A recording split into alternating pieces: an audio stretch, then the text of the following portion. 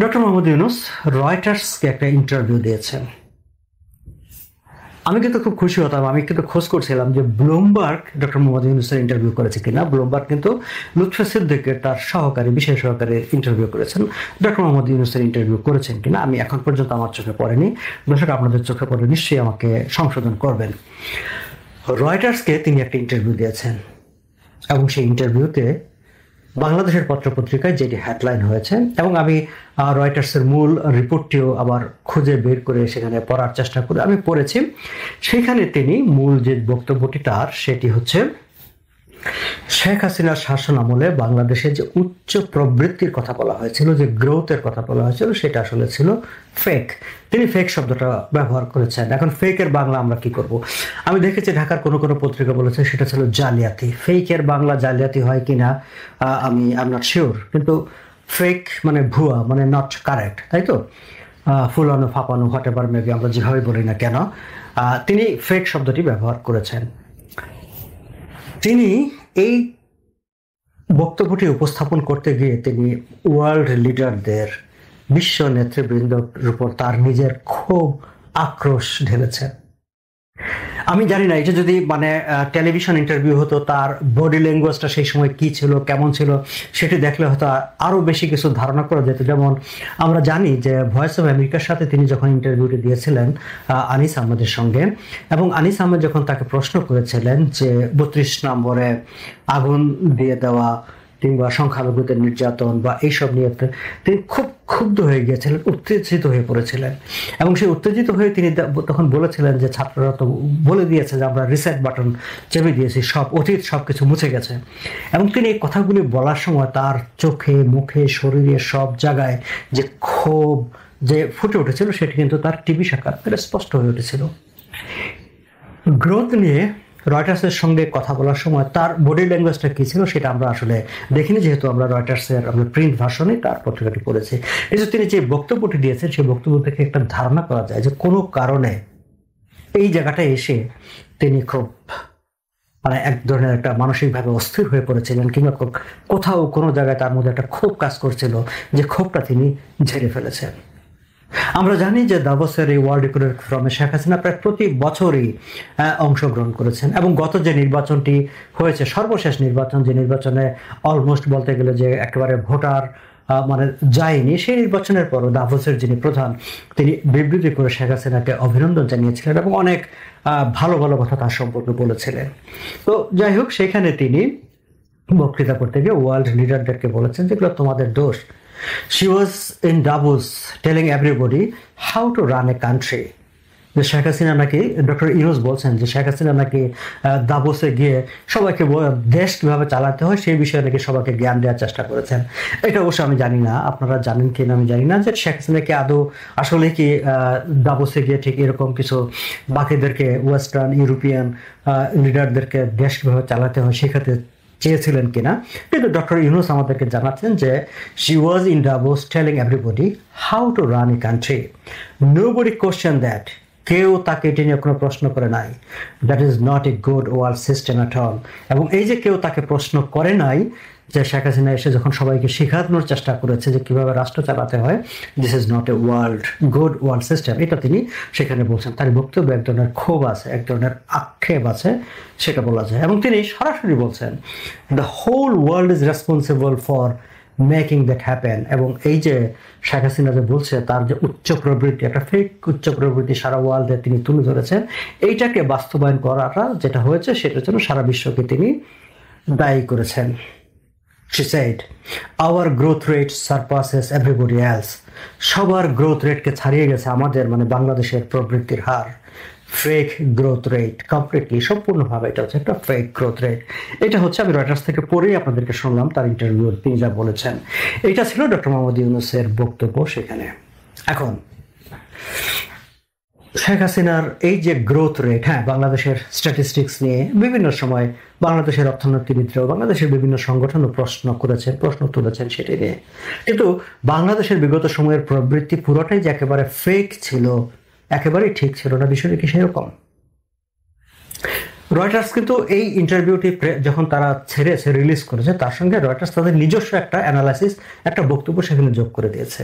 Reuters বলছে যে এই যে ডক্টর ইউনূস বললেন যে বাংলাদেশের যে প্রবৃত্তি শেখ হাসিনা ক্লেম করেছে যে সেটা ছিল ফেক, তিনি তার কোনো ব্যাখ্যা দেননি যে কোনটা ফেক ছিল, কি ফেক ছিল। আপনি যখন বললেন যে এই ডাটাটা ফেক, এই ডাটাটা কেন ফেক, কতটুকু ফেক, তাহলে আসলটা কি ছিল সেটা তো আপনি বলবেন। রয়টার্স নিজেরা কমেন্ট করছে যে ডক্টর ইউনূস সেই কথাগুলো বলেননি, সেই তথ্যগুলো সেখানে দেননি। তারপর রয়টার্স তাদের ডাটা সেখানে বলছে যে 2017 থেকে 2017-18 অর্থ বছরে বাংলাদেশের অ্যানুয়াল গ্রোথ ছিল 8%। 2009 সালে সেটি ছিল 5%। শেখ হাসিনা যখন ক্ষমতা নেয় তখন এটি 5% ছিল, তার পরবর্তীতে এটি 8%-এ উঠে এসেছে। এবং 2023 সালে ওয়ার্ল্ড ব্যাংক, বিশ্ব ব্যাংক বাংলাদেশকে অন্যতম একটা বিশ্বের ফাস্টেস্ট গ্রোয়িং ইকোনমি হিসাবে অভিহিত করেছিল। এই মন্তব্যটুকু সেই রিপোর্টে রয়টার্স উদ্ধৃত করেছে। এখন ডক্টর মোহাম্মদ ইউনূস এই যে বাংলাদেশের প্রবৃত্তিকে তিনি বলছেন এটি ফেক, ওয়েল, কিন্তু ওয়ার্ল্ড ব্যাংক, IMF, ADB কিংবা অন্যান্য ইন্টারন্যাশনাল অর্গানাইজেশন তারা কি বলছে? তারা কি শেখ হাসিনার বা আওয়ামী লীগের শাসন আমলের এই যে প্রবৃত্তি বা তাদের যেসব ডাটা, সেই ডাটাটাকে কি তারা অস্বীকার করেছে? কিংবা তারা কি আসলে মানে বাংলাদেশ গভর্নমেন্ট যে ডাটা দেয় বা কোনো একটা দেশের গভর্নমেন্ট যে ডাটা দেয় সেই ডাটাটা কি তারা গ্রহণ করে, নাকি তারা তাদের মতো করে তথ্য সংগ্রহ করে তারা অ্যানালাইসিস করে? বাংলাদেশকে তো বিগত সময়গুলোতে ADB, IMF, ওয়ার্ল্ড ব্যাংক প্রত্যেকেই লোন দিয়েছে, এবং তারা যখন লোন দেয়, যে কোনো ওয়ার্ল্ড ল্যান্ডিং মানে ইন্টারন্যাশনাল ল্যান্ডিং অর্গানাইজেশন যখন লোন দেয়, তখন তারা একটা দেশের ক্যাপাবিলিটি, ফাইন্যান্সিয়াল সিচুয়েশন, বিভিন্ন ডাটা তারা তাদের মতো করে সংগ্রহ করে অ্যানালাইসিস করে when they become convinced যে yes they are entitled to get this loan or this amount of money, তখনই তো তারা সেটা রিলিজ করে।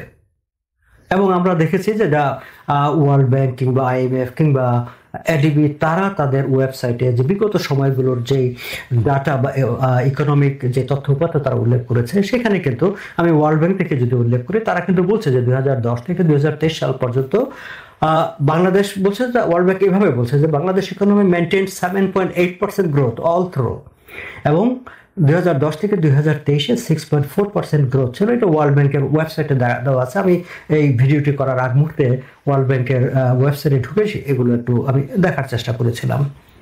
এবং 2024 সালে সেটি এসে কমে গেছিল, 2023-এও সেটি 5.8 এবং 2024-এ এসে 5.2-তে, 2025-এ তাদের প্রজেকশনটা আরও কম ছিল।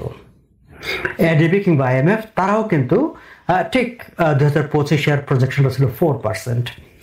সো IMF কিংবা ADB তারাও কিন্তু ঠিক এইভাবেই বলেছে যে বাংলাদেশের এই যে প্রবৃত্তিটা মানে গ্রোথ রেটটাকে তারা ঠিক এই হাই এন্ডে রেখেছে। তাহলে রয়টার্স যে কথাটি বলেছে যে তিনি ডক্টর মোহাম্মদ ইউনূস বলেননি, তিনি কোনো ব্যাখ্যা দেননি যে কোনটা ছিল ফেক, তাহলে আমিও তো প্রশ্ন করতে পারি বা আমরা তো প্রশ্ন করি কোনটা আসলে ফেক ছিল। ওয়ার্ল্ড ব্যাংক, IMF, ADB যেগুলো বলছে সেগুলো কি ফেক ছিল? আমরা বাংলাদেশের কোনো ডাটা আমি এখানে ব্যবহারই করলাম না, যে কটা আমি ব্যবহার করলাম সেগুলো ইন্টারন্যাশনাল ল্যান্ডিং এজেন্সির।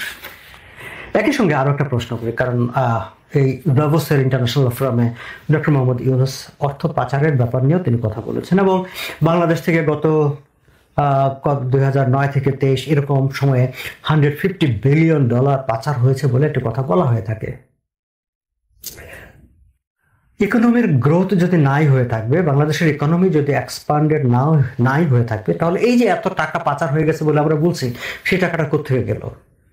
বাংলাদেশের ইকোনমি সাস্টেন করেছে, বাংলাদেশের মানুষ খেয়ে পড়ে বেঁচেছে, এখানে ডেভেলপমেন্ট হয়েছে, কলকারখানা হয়েছে, নানা কিছু হয়েছে, এবং তা সত্ত্বেও এই ফিগারটাকে যদি আমরা সঠিক বলে ধরে নিই যে অর্থ পাচার হয়েছে, তাহলে আগে তো ইকোনমিকে এই পরিমাণ অর্থ জেনারেট করতে হয়েছে, তারা এই পরিমাণ অর্থ জেনারেট করেছে, তারপরে বাংলাদেশের মানুষ খেয়ে পড়ে থেকেছে, ব্যবসা বাণিজ্য হয়েছে, এবং তার এই অর্থটা পাচার হয়েছে।